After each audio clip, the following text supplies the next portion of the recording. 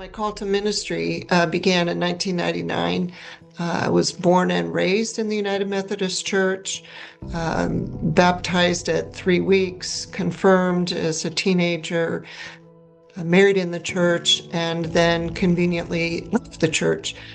I was sitting in my dorm room at the University of Arizona in late summer 1982, trying to decide what major to choose.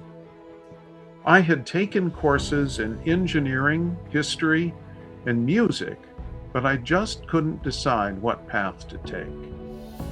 I was baptized as a teenager in my hometown Methodist church.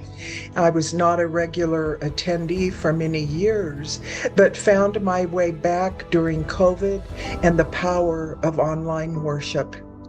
I experienced a powerful conversion that included a deep hunger for knowledge. I began to strongly sense a call to ministry during high school, and it grew stronger in my college years. I wanted to help others connect with God and to experience the deep sense of peace and faith that I had found.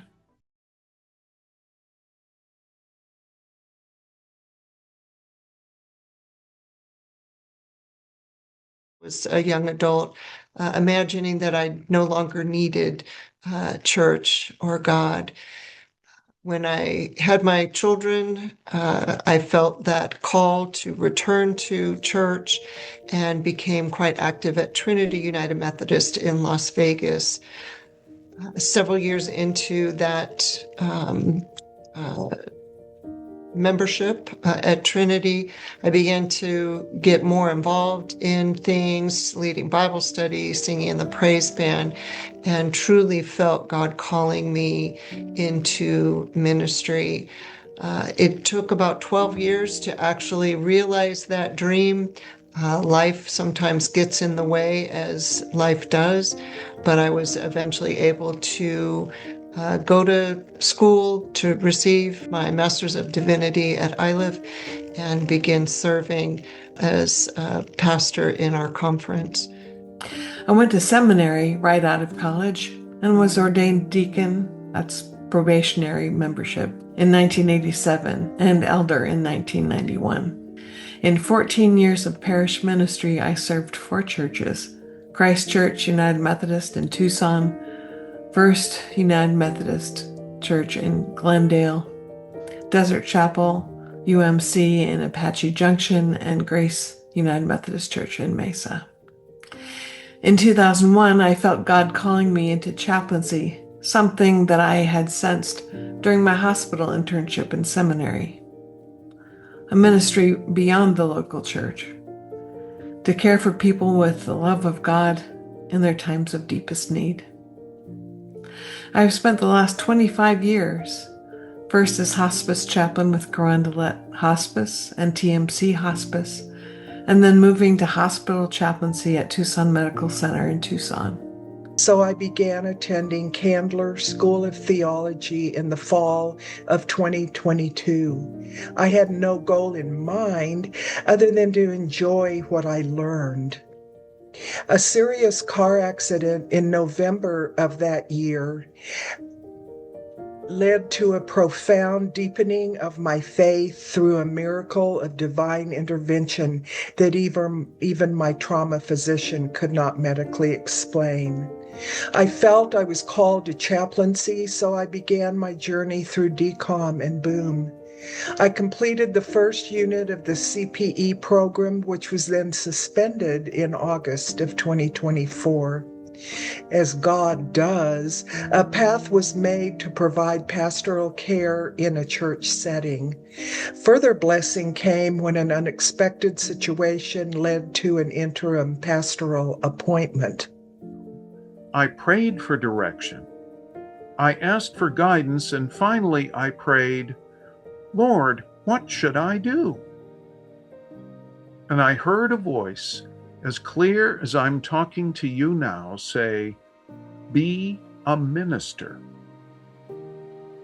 I said to myself, wait a minute, there must be some mistake. That wasn't on the list.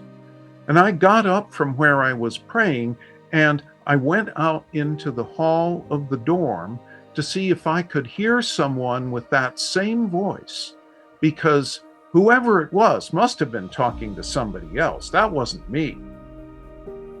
But even then, I knew where that voice had come from. I spent the next several years trying to run away from that call and rationalizing that I was supposed to do other things.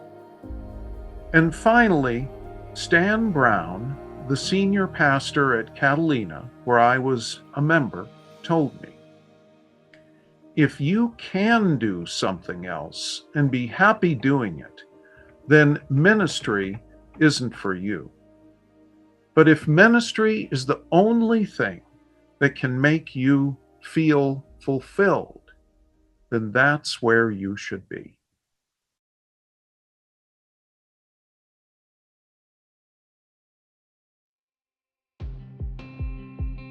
My season of ministry has been short but deeply fulfilling.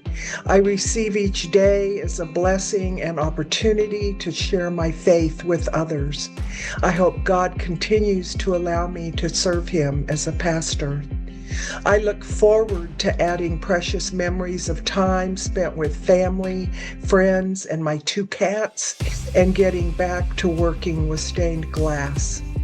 My life has played out very differently than most, for I became a person renewed in faith through God's grace during retirement and then entered the ministry. Thank you, peace, and blessings to all. I am deeply grateful for my wife, Susan, and for her love and companionship and support of me in my ministry. She has made me a better person and a better chaplain and minister. And our next chapter is a work in progress. Hopefully, travel is in our future, I think. Time and places yet to be determined. As regards church, I intend to continue to serve as convener for the Western Jurisdiction LGBTQIA plus ministry team through the end of the quadrennium. It has been an honor to serve here in the Desert Southwest Annual Conference for 38 years. A vaya con Dios. There is a small church in southern Washington in a little town called White Salmon, Washington, that's in the Columbia Gorge with a gorgeous view of Mount Hood.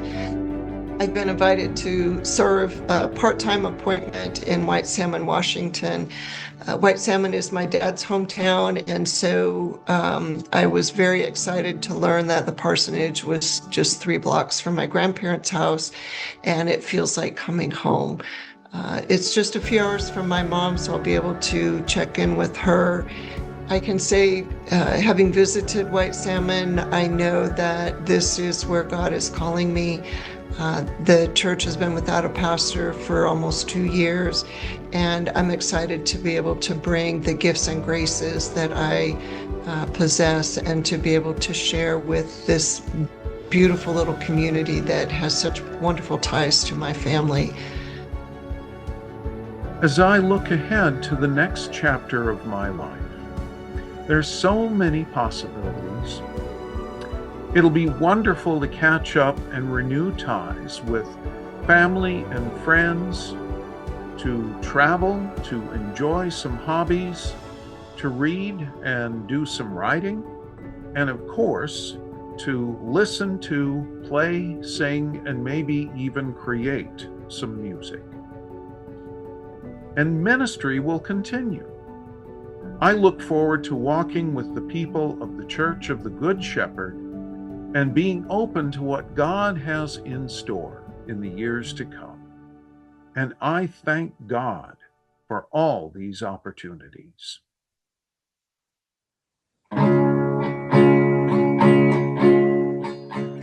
My friends, I will remember you, think of you, pray for you, and when another is through, I'll still be friends with you.